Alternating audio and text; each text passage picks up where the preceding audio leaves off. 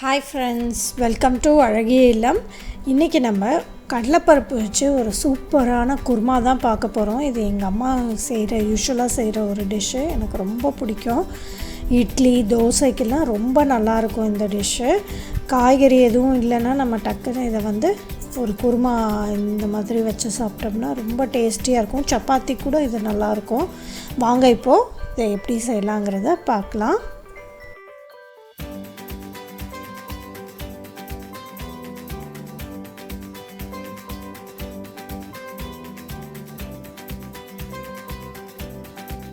குருமா செய்ய ஒரு டம்ளர் கடலைப்பருப்பு எடுத்து வச்சுருக்கேன்.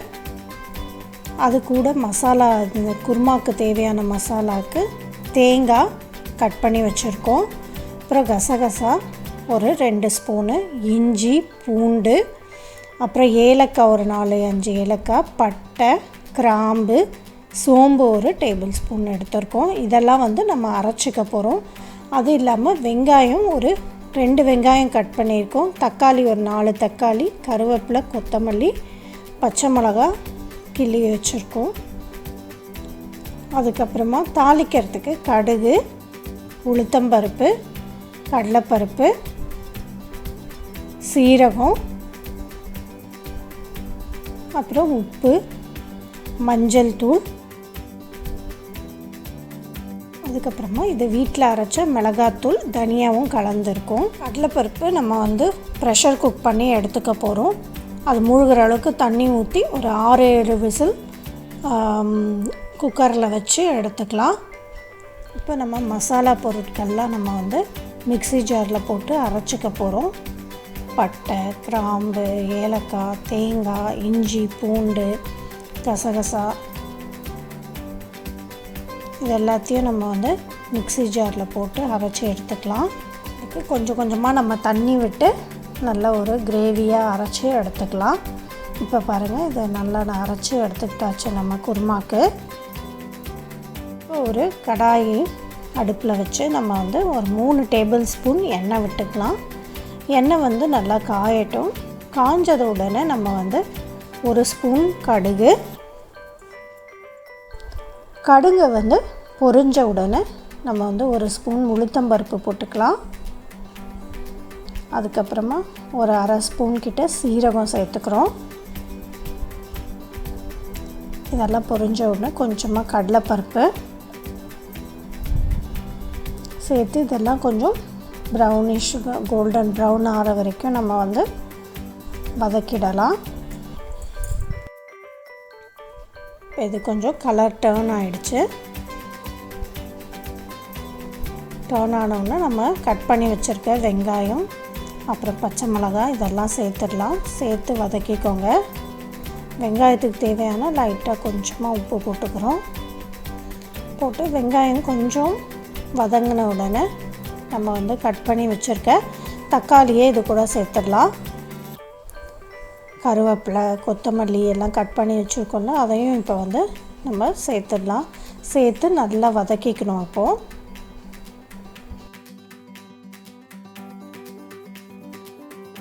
கடலைப்பருப்பு நமக்கு நல்லா வெந்துடுச்சு.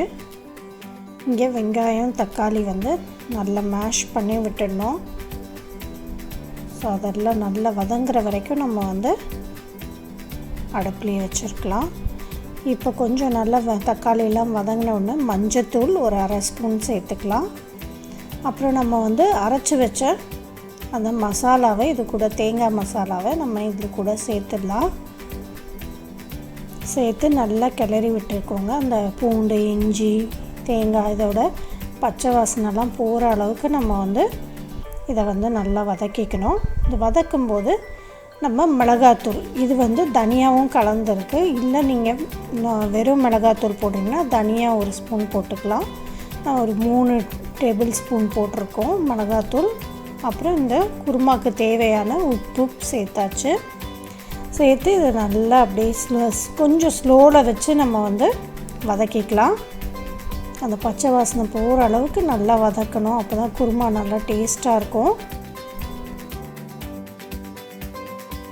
நல்லா வதங்கிடுச்சு. இப்போ நம்ம கடலைப்பருப்பு வேக வச்சா அந்த தண்ணியை இதோட சேர்த்துடலாம். அதுக்கப்புறமா நம்ம கடலைப்பருப்பை வந்து நல்லா மேஷ் பண்ணிக்கணும். ஸோ அதுக்கு முன்னாடி அதில் இருக்க தண்ணியே இதுக்கு தண்ணி தேவைப்படுது. அதனால் நம்ம வந்து இந்த குருமாவில் சேர்த்துடலாம். இன்னும் கொஞ்சம் நம்ம கன்சிஸ்டன்சியை அட்ஜஸ்ட் பண்ணுற அளவுக்கு நம்ம வந்து தண்ணியாக தான் இது செய்ய போகிறோம். இது தண்ணியாக இருந்தால் தான் இட்லி தோசைக்கெலாம் ரொம்ப சூப்பராக இருக்கும். ஸோ இப்போ பாருங்கள், இந்த கடலைப்பருப்பை நல்லா நம்ம வந்து மேஷ் பண்ணிக்கணும். 1-2 மேஷ் பண்ணிக்கிறோம். ஒரு மத்தை வச்சு, இல்லை நீங்கள் மேஷர் வச்சு பண்ணிக்கலாம். இப்போ இந்த குழம்பு வந்து கொதிச்சிட்டே இருக்கும்போது நம்ம வந்து இந்த கடலைப்பருப்பை அது உள்ளே சேர்த்துடணும். நல்லா கொதிக்குது. இது கூட நம்ம வந்து மேஷ் பண்ணி வச்ச கடலைப்பருப்பை சேர்த்துடலாம்.